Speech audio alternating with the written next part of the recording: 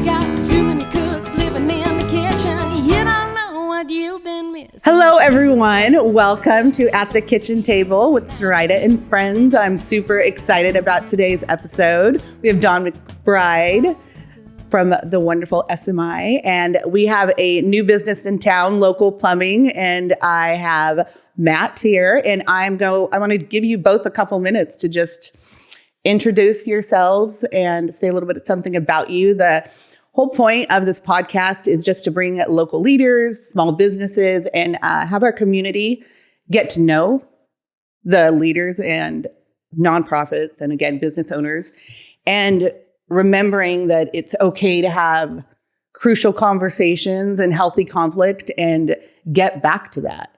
I do not have any topics, really. I'm just going to throw out questions organically, and let's have some fun. Sounds great. Matt? All right. So my name is Matt Ellison. I've been in the plumbing industry since 2000. Got into that right after the Marine Corps and been doing service and repair, plumbing and underground utility repair, water lines, sewer lines for quite some time up and down the I-5 corridor in the local market. And as of last month, we opened up our second location here in Kaiser, and we're just really happy to be here and part of the community. Thank you for being here. And Don? So Don McBride, live here in Kaiser. I'm the Director of Business Development at SMI Real Estate and Property Management. And my main job is to make friends and have fun. I do a pretty good job of that. I would give myself a pay raise, but I'm not in charge of that. So, well, let's see if someone's listening that can make that happen. Okay. I thought that you two would be a great fit to be here, just because you're both veterans, and I love that. I love veterans. I love Peter Courtney Place downtown. I'm part of the Staying Alive Veterans Board. So the question that comes to mind for both of you is, how do you think that experience in the Marines shapes the type of business person that you are? Well, I'm a little bit older than that. I could probably be his dad or a really good-looking older uncle. Yep. So I cut my teeth on the Marine Corps, enlisted in 81 when I was 19 and did that for 10 years, came out as a captain. So I still think of myself as a Marine in the ways of doing things, the right way, the wrong way, the Marine Corps way. So I have that same mentality when I business, professional, relationships, whatever. So I still think of myself. And I joined the National Guard after I got out of the Marine Corps. So I kept that same type of mentality, and it served me well. So, well, thank you for your service. Sure. You're welcome. Definitely would go with handsome uncle. He's not quite old. Well, maybe if you got started young. I feel old. My back and knees feel old from the Marine Corps.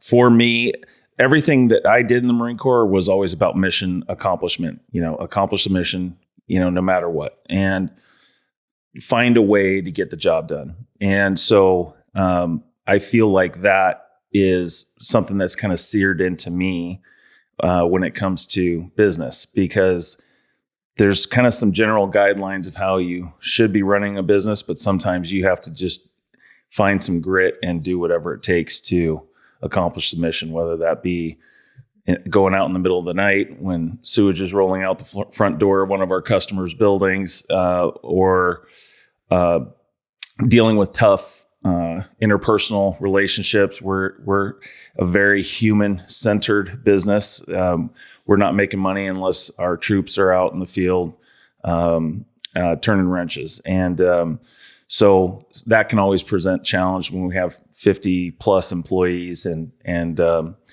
there's a lot of strong Apex type A personalities in there. And so how do you channel and play to those strengths? It's something we learned in the sergeant's course in the Marine Corps. And so yeah, I find myself not consciously, but almost unconsciously drawing on some of those aspects of my Marine Corps experience in everyday life. So almost a type of muscle memory. A little bit. Yeah. Yeah, I would say that. So both of you, and you just met, just so everyone knows, do amazing things giving back to the community. I've seen that in the last month, and you, Dawn, are everywhere. Why is that important to you in business development? It's important to be a resource to the community in a way that isn't transactional. You want to be your authentic self and help people. I enjoy the business development part. When I talk to people about their business, I'm interested in their business. How does it work? What are the metrics? How do you measure success? And when you talk to someone about that, you get a feel for them and their business ethics and their mentality and how they want to do things. And Gabe likes that, but he doesn't have time to do it. And so Gabe's the owner of SMI, Gabe Johansson. And so he's tasked me with being the guy that does that. And everyone says, oh, you're the face of SMI. I'm like, no. I'm the legs. I run around. That's a great way of putting it. Gabe's the face of SMI. He's on the billboards and, he's much better looking than me, younger, handsome fella.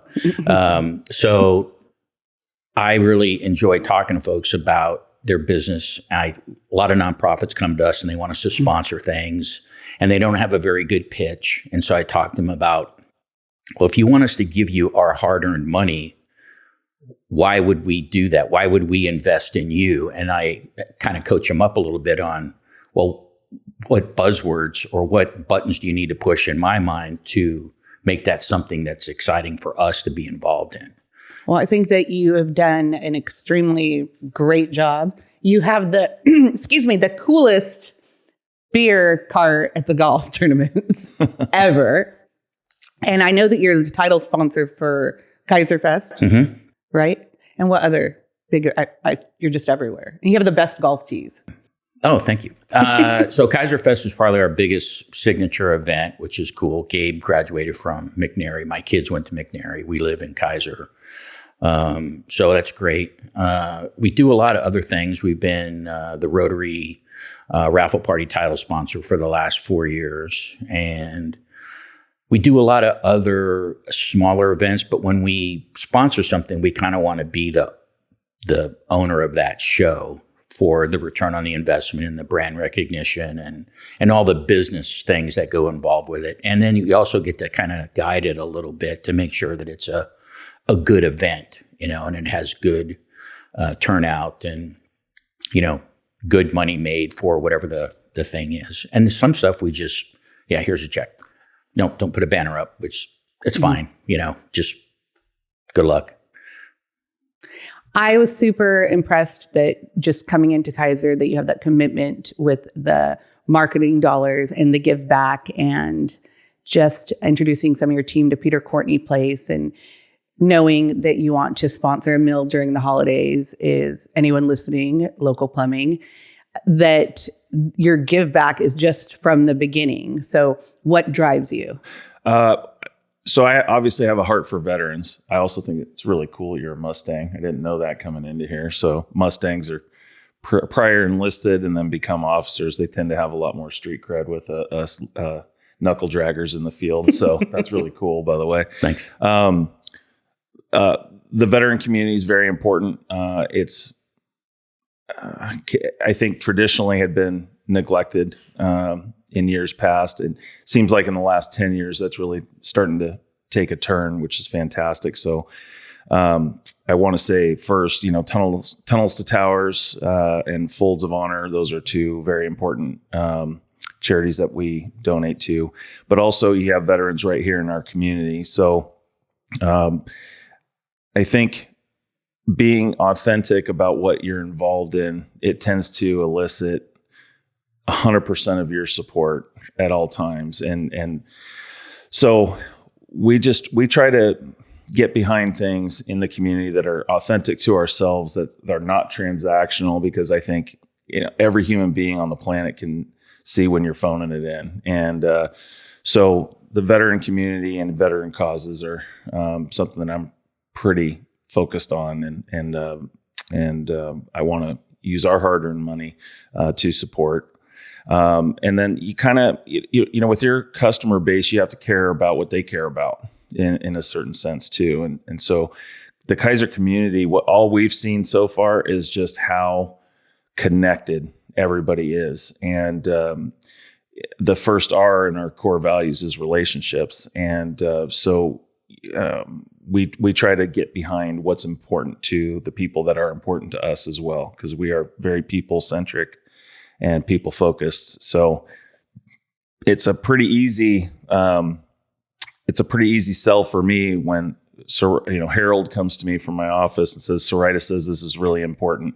Well, Soraida is really important in our world. And so we're going to make sure that we put 100% effort into the community. Well, thank you. And my love language is absolutely connecting the dots on relationships. And really the point of this podcast is that people that are watching and listening get to know business owners and the challenges and hear it straight from your mouths and make sure that the narrative is your narrative and not someone else's narrative.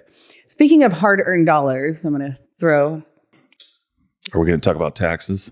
I was, sometimes you will hear that government can't be run like a business. And we need additional revenue. And I tend to call it death of a thousand cuts. Yep. So can government be ran as a business? Wow.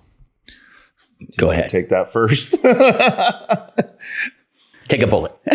Oh, boy.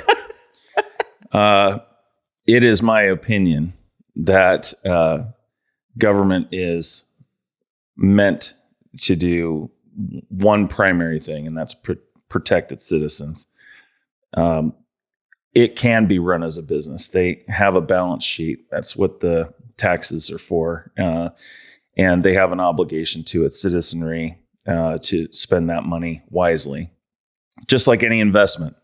The money I have at local plumbing, that's not my money.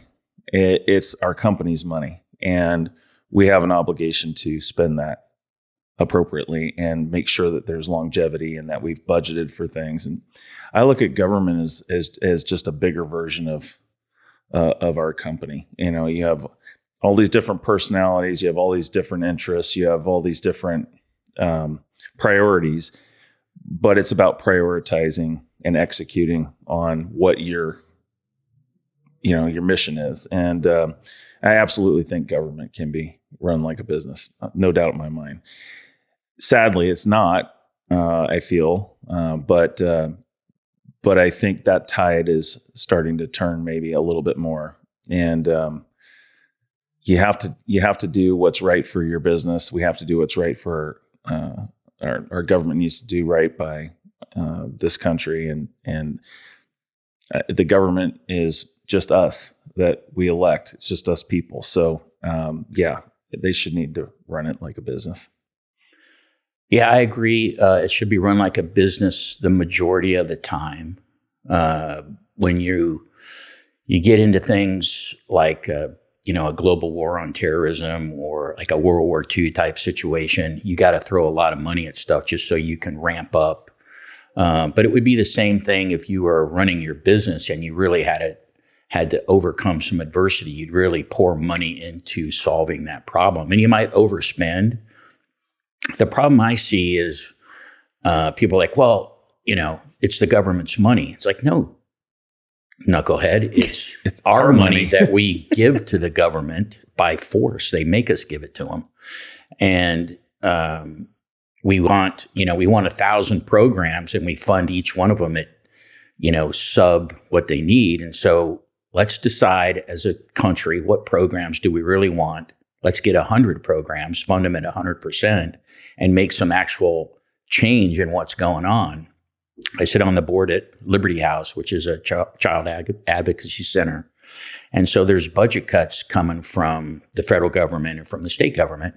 And so the state government has said, okay, there's going to be child advocacy centers in the state of Oregon. They're mandated, but we're not going to fully fund you. Good luck to you. Make a nonprofit and raise your own money and figure it out. And here's 17% of your budget, maybe 20%, maybe 15%, depending on the ebb and flow of money. And so if you're trying to solve homelessness and, children's suicide and all these things, all those problems start with children being traumatized. Now, there's other factors that come into that down the road, but that's a big problem. And so if we're going to take it upon ourselves to fix that problem, then okay, let's fix it. Let's not give it a little bit of a fix and hope that it turns out. So you've got to do that, but you can't spend more than you make. And if you spend more than you make, then your grandkids have got a $36 trillion debt that they're going to have to try to carry on their backs, and it's not fair. So, Well, that's a great answer. And anyone that's watching or listening, Liberty House is a great nonprofit. They're doing great things. They have an I Respect, I Protect program to where you can get educated with your children and grandchildren regarding screen time and TV time and phones and all of the unfortunate things all that the can stuff happen. that happens when That happens. kids are online. Yep. Mm-hmm. So great program. Look it up. Okay, so I want people to know you both personally also. So Don, I know you're a grandpa. You got twin grandsons. They're wrestlers. No. Not wrestlers, baseball players. Tell Baseball, me. football, basketball. Baseball, football, basketball. Yeah. Yeah. And how many grandkids? I got 4 altogether. The twins are 12. Their little brother's 9. And they live in West Salem with my daughter and her husband. And then my son and his wife live down in Dallas, Texas. And they've got I think she's almost 7 months now, little girl. See if she comes up on my phone. Sure, 7 months, Don. Oh, show the screen. Oh, man.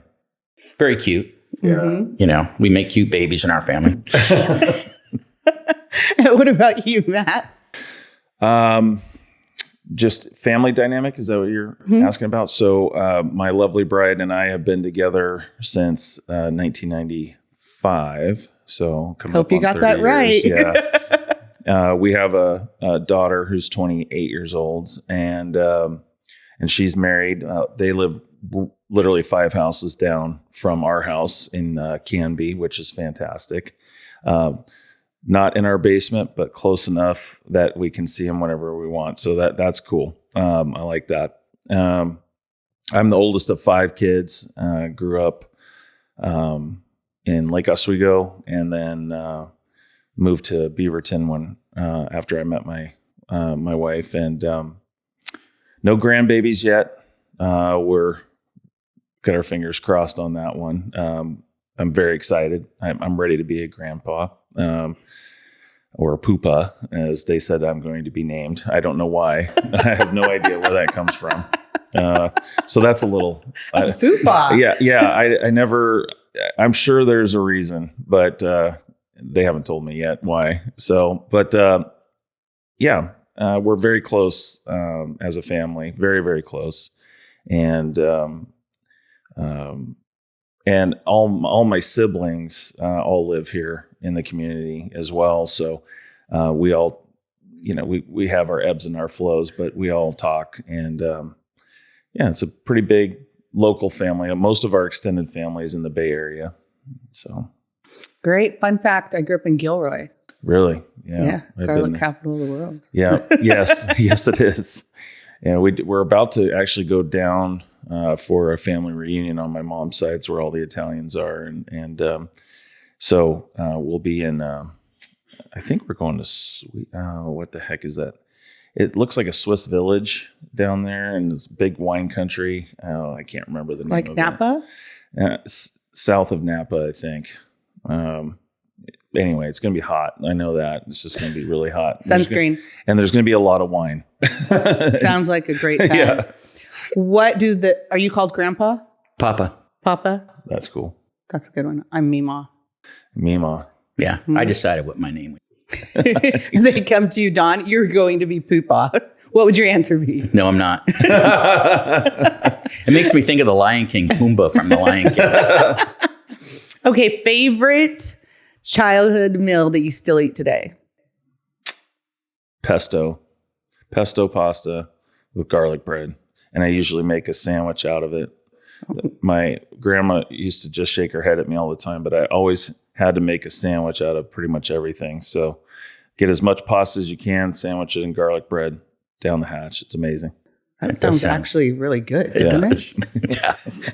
Better than that bagel I had earlier. You were recording. Your wife's going in. I know. I'm not going to tell her I'm on here. So I'm trying to think. My grandmother was a great cook, and I loved all her food. She's passed now, so my wife makes me eat healthy. I would say steak. I really like a good barbecued steak. What kind? A New York filet? What's your favorite steak? Probably a ribeye. Yeah, filet mignon is really good with some bacon wrapped around it. Mm-hmm. I could see that. Favorite childhood cartoon? Bugs Bunny was pretty good. Flintstones was pretty good. Yeah, I can get back behind both of those. Solid choices. So I came along a little later. Okay. So I'm We're thinking, the seniors in the room, Don. Thundercats or He-Man was pretty awesome. By the power of Grayskull. Yeah, Yeah. you know, I love that stuff. But I Skeletor. also, yep. But Tom and Jerry, for some reason, were also that was really good. one of my faves. That I absolutely remember just belly laughing watching that cartoon. I love that. I love that. Wile E. Coyote and Roadrunner. Those were good. Those were good. So your wife has worked for the school district, right? Mm-hmm.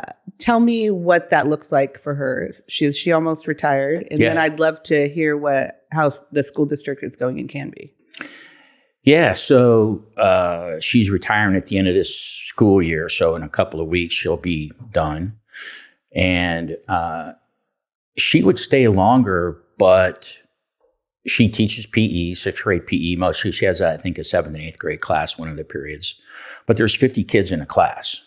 And so it's very stressful all day long. And they've done things at the school district to make their numbers look better. And so, for example, if referrals are down, they like that. But if the teachers aren't writing referrals because the teachers now have to do all the paperwork associated with the referral, then the teachers don't have the time to do all that. And so they don't write as many referrals. Can you explain what referrals means to people that are watching or listening? Well, as I can understand it, you get in trouble for doing something, you're written up, and that paperwork then go to the office and they call your parents or they do whatever email that they're supposed to do, the administrative part of you being in trouble. And the administration has said, yeah, we're not doing that part anymore. You teachers do all that. Well, the teacher's like, yeah, I don't have time for that. Staffing is such that during her prep, she might have to be a substitute. So she can't be on the email during prep period because she's subbing for someone else. And then she's got lunch. Well, she's got to be able to eat lunch and get some water down and, you use the restroom and do what you need to do. So she doesn't have time, but a lot of times she eats lunch, does emails, drinks water, runs around.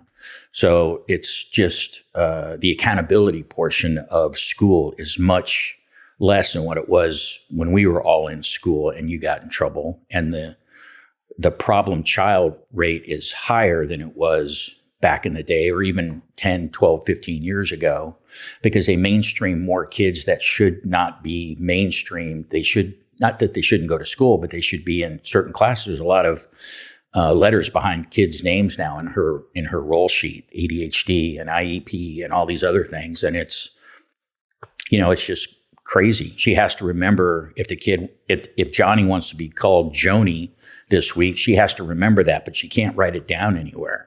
And then next week, when he wants to be called Jimmy, she's supposed to remember that it's not Joni anymore or Johnny. Now it's Jimmy.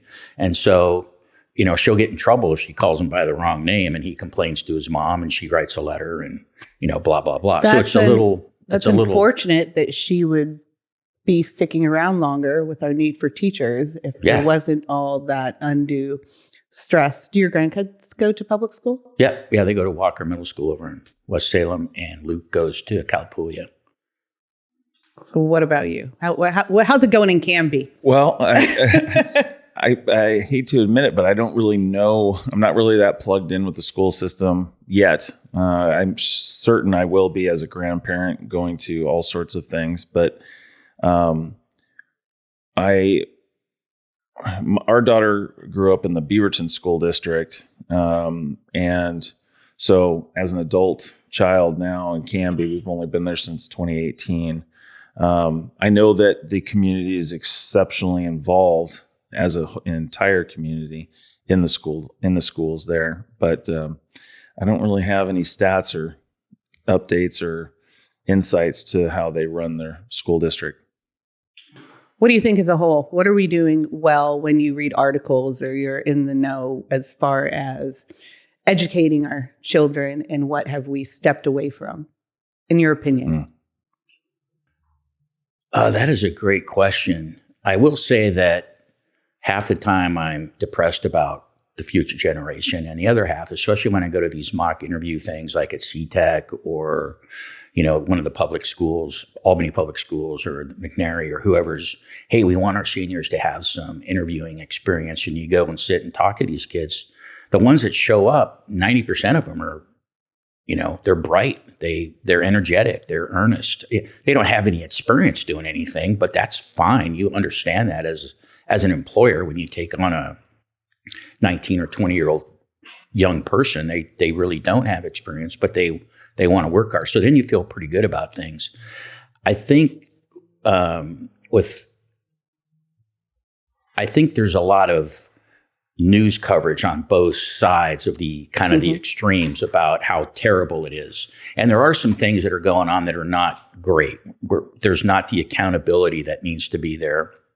I think the parents are in a lot of ways somewhat delusional, some of the parents, about some of their kids, because the kids, 6th grade kids, will lie to their parent about what they did in school.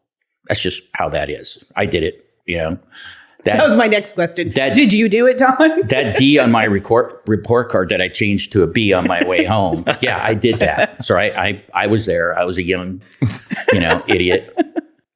So trying to intercept your report card at the mailbox before your parents. Oh, they would give them to us to take home when I was a kid. Oh my yeah, they didn't mail them. We didn't have mail. Yeah, the stagecoach. We didn't get the stagecoach. It was uphill both ways in the snow. So a prime example, the kid won't do what he's supposed to do, or she won't do what she's supposed to do. The parents are like, why is my kid failing? Well, because they don't do what they're supposed to do. Yeah, but it's PE, so who cares? Yeah, I get that. But when they have a job, when they're older, they're supposed to do what they're supposed to do at the job.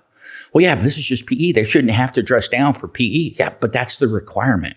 So you have to do what you're supposed to do. So that's 15 or 20% of her every class that does that. And so she deals with all that. And so when that kid doesn't dress down, the good kid that dresses down is like, well, why do I have to dress down? They're not dressing down, and they don't seem to have any repercussions. They just sit over there on the bleachers because they won't participate.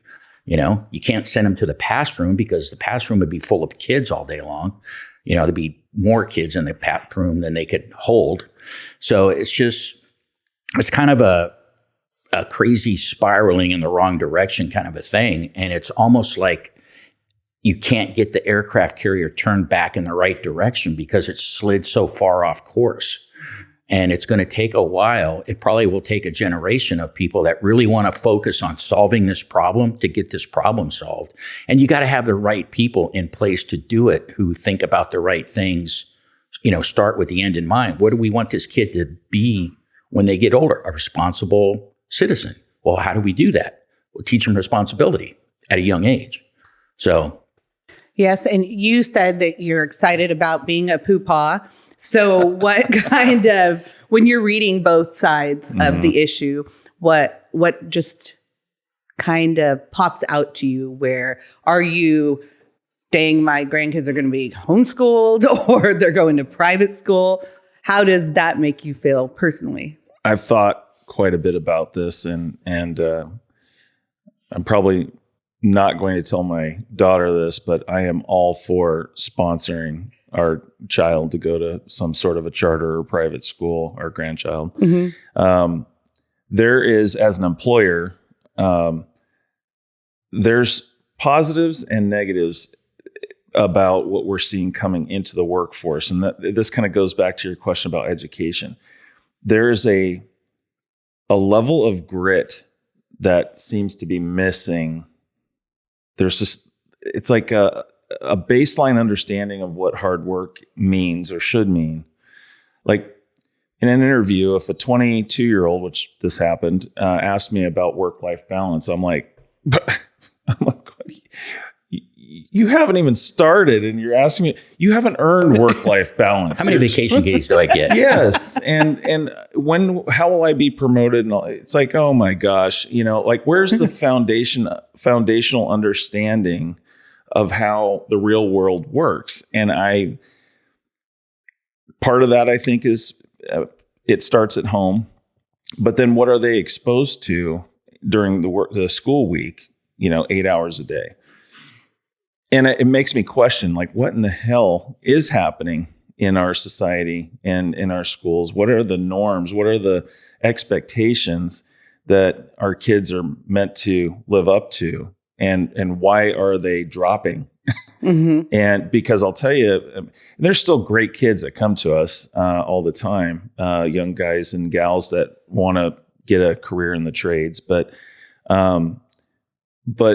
when you put out an ad and what you get back, that you just start to feel like, is it me, or is it like, am I that old curmudgeon now that yes. Back in my day, but and we're the super old curmudgeon. But I talked to my other friends that are business owners, and they have the same struggle. And it seems like a societal issue that people in my genre, so I'm 49, there was just a level of expectation in school, and yeah, I was a little lippy and kind of a wise ass in school, but there was a consequence for that. Mm-hmm. And it does feel like there's a lack of consequence for behavior. Everything is a cause or a reason or a banner for every behavior in a school. And if I feel like, maybe I'm off, but I feel like our teaching staff is just expected to just turn a blind eye to it, mm-hmm. because they don't want to ruffle any feathers or get a lawsuit. That's the stuff I hear just out in the community. But, I was raised in a private school where the nuns still existed. And I came from they could whoop your ass still, environment. So, that's the extreme the other way. But I think in an effort to correct maybe some of that stricter upbringing, the pendulum swung way too far in the opposite direction of just anything goes. And you can be a cat at school and have a litter box for a bathroom. Like that was something we were dealing with and hearing about up in the Beaverton School District. Mm-hmm. I was like, what? Like how? And then any young person in the school district that sees that is otherwise, generally got their head on straight. How do they internalize that? And with consequence and reality and all of these other things, I'm like, what are we doing? Yeah. So I got probably more questions than I have answers when it comes to schools and what our kids are going through in school. I love the word you said, grit. I have a sticker that says grit and grace, because you have to have that grit. You have to have those calluses and hard times to prepare you for hard times. Yes. And I don't even blame the kids. I really don't. I look at us as a society and I go, what have we done? We have done them a disservice as a society for not giving them some depth of character through trials and consequences for different behaviors. And it's unfortunate, but I hope that pendulum will find its neutral, it swing back a little bit the other way. And I think it will. Yeah, I think so too. I'll tell a story on myself. So my son, master's from George Fox MBA, gets a job down in Dallas. Gets there in October. This is several years ago. Gets there in October. He's still a young guy. He's 24, I think, or something like that. And next year, year ends, and I'm getting my W-2s, and I'm doing all the thing. And it's like the middle of March, and I'm like, hey, so you got all your tax stuff squared away. You want Alex Miller, my CPA, and you want Alex to do your taxes again this year? He's like, what do I need to do taxes for? I just started in October. I'm like, yeah, but you got a W-2, don't you? He goes, why? I got something. I'm like, I am a failure. I did not prepare my son for the real world. I'm like, yes, you have to pay your taxes. You earned money last year. He's like, oh, I thought you had to work there for a full year. I'm like, no, man, you got a W-2. Everybody knows you made money. They're going to come after it.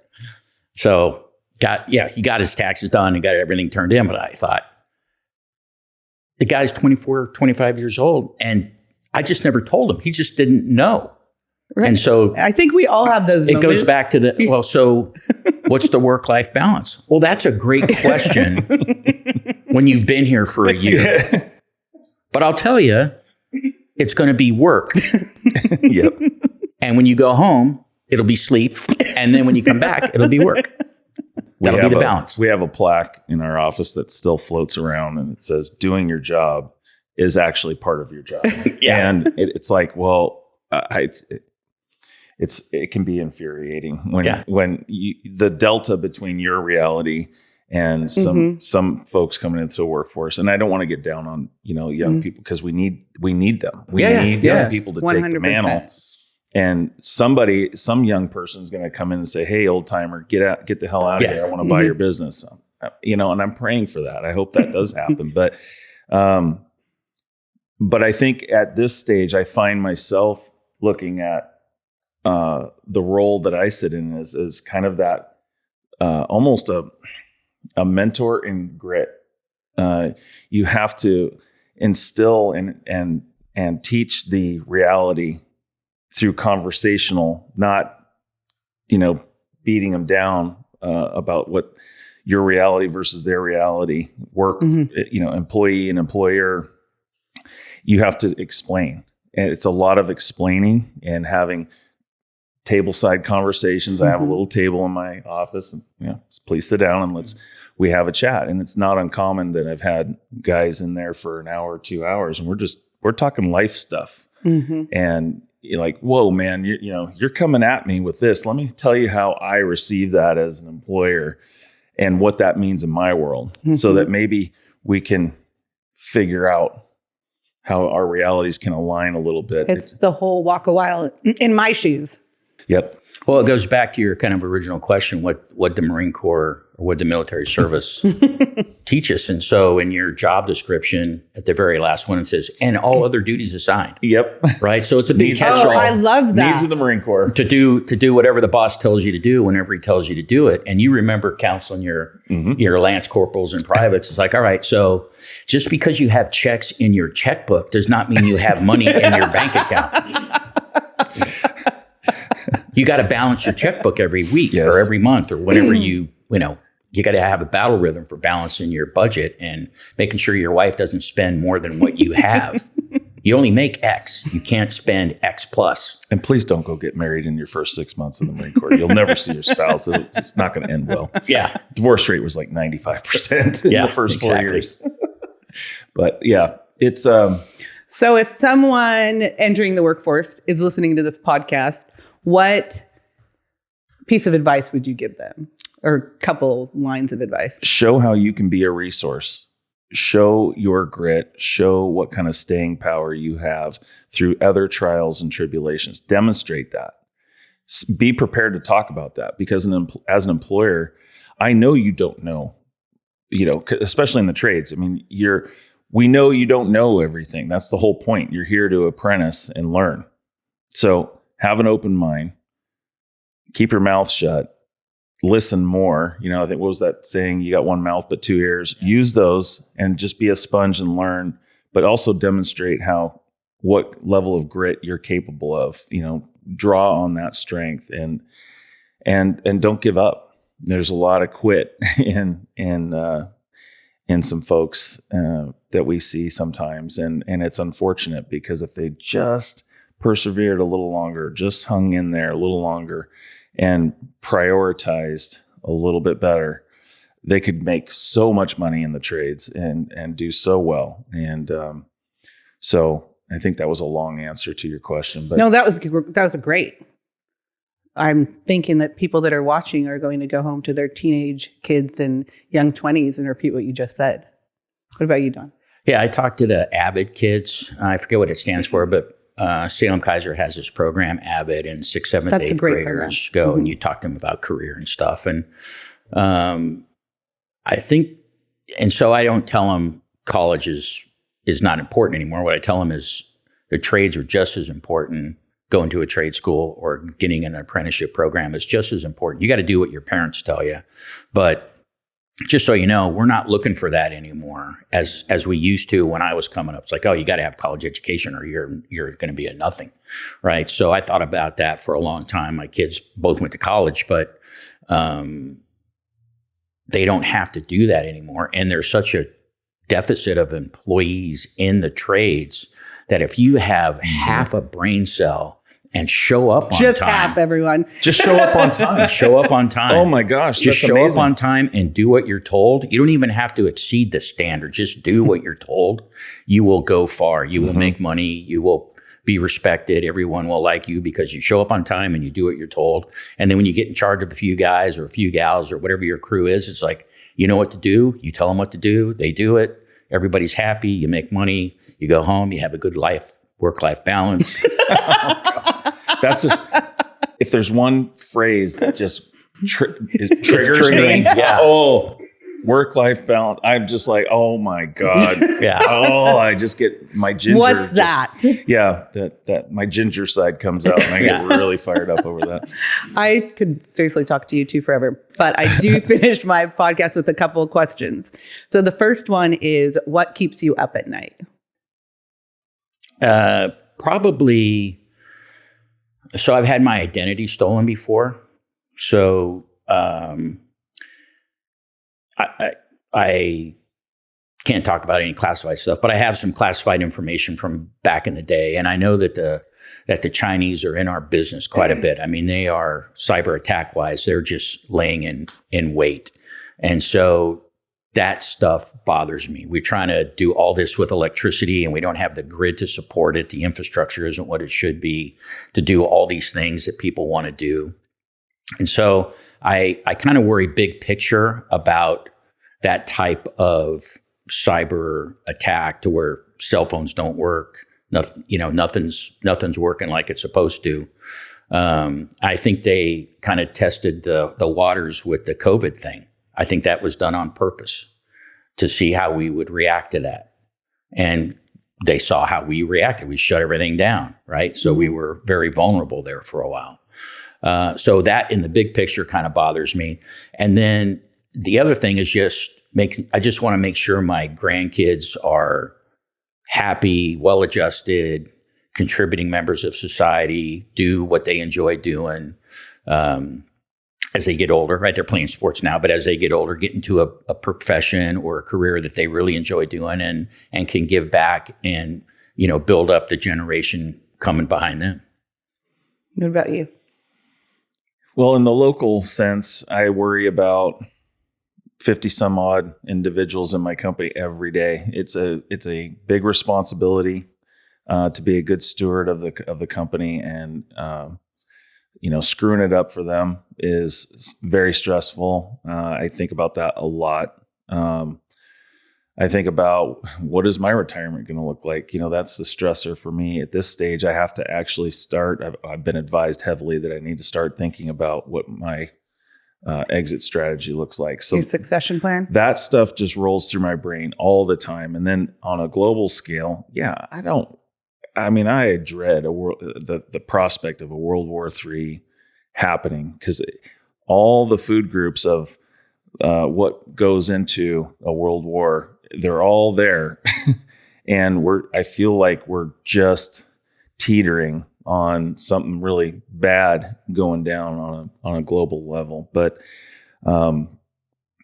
so I do worry about us getting into a major conflict a lot. And that can come from Chi-Coms that can come, their influence in the world stage that come from Russia, that can come from a number of different sources. But, and I worry about the fiscal situation for our country. Like we cannot. I mean, it's just like simple balance sheet stuff. I mean, how do you have all this debt? And when I do think about a grandbaby, I'm like, oh my God, what's going to happen when I'm gone to that? Obviously, I'll be gone and I won't care, but I care right now. Right. What's going to happen to my daughter? What's going to happen to her spouse and grandchildren? And it's stressful to think about it, and it does definitely, keep you up every once in a while thinking about it. And I think anyone or whoever is listening to this right now, just to know that whatever view you have, that the people in our community have families and they care. And they care about our country, our valley, our city. And I think you highlight something that's critical.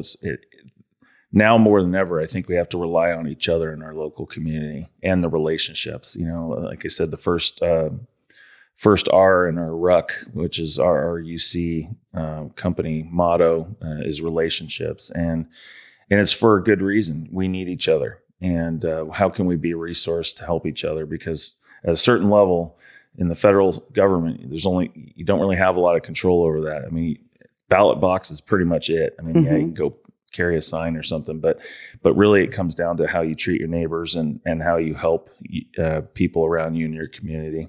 And you've mentioned your core values. Yeah. Anyone that's watching, you want to tell me what those are? So core values, we did this exercise years ago about what it was making our company successful with our clients. And we boiled it down to really 4 words. And of course, with me, there's always going to be a military influence. So, we used to carry around our rucksacks all the time, ruck marches and ruck runs and all that. And it just so happens that the words that we came up with were relationship, responsiveness, unity, and craftsmanship. And so we put those together. It's a messed up way of spelling ruck, but it kind of works. And I like it. So when we launched that to our company, we handed everybody a rucksack and we explained to them, everything, your beans, your bullets, your bandages all go in this bag. And then they were all looking at me like I was crazy. I'm like, okay, your tools, your lickies and chewies, your snacks, your pokey bait, your chew, cigarettes, water, everything you need to be successful in the field goes in this bag. And so we came out with some cool patches and gave those out to everybody and handed them a cool rucksack. That's great. And I think everyone loves a story. Mm-hmm.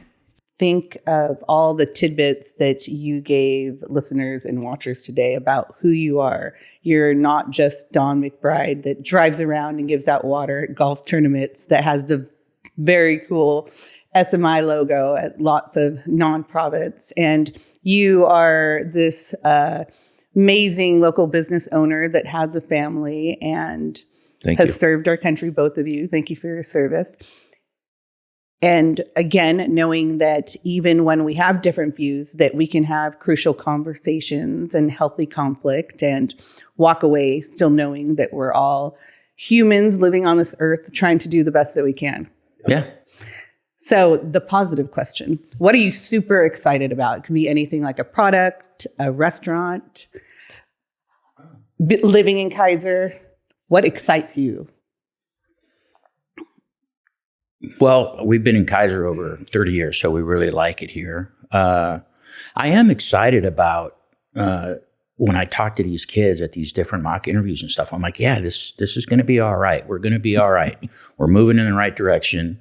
I feel pretty good about it. Yeah, there's some knuckleheads running around, but I don't think they're the majority. I don't even think they're really 20%. I think they're less than that of knucklehead kids that are through no fault of their own. It's not their fault they're knuckleheads. It's an environmental problem that they're living in, and it's tough on them.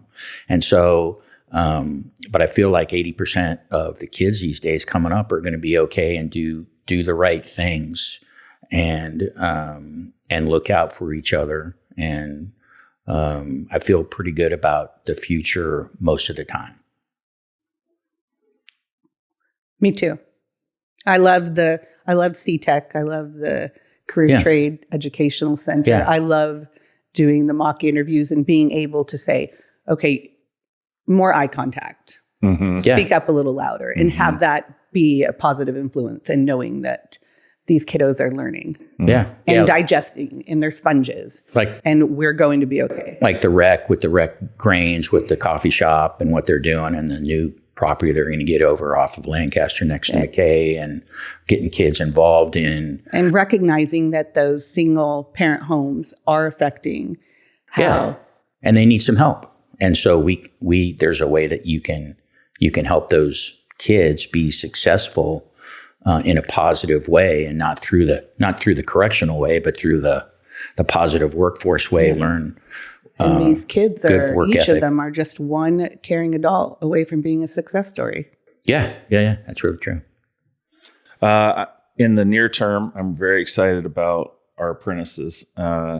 We have 2 graduating here pretty quick, and congrats. These 2 are just outstanding young men, and they have persevered through the apprenticeship program and just the trade, because you're working your normal trade work during the day, but then your school at night, and they stuck to it.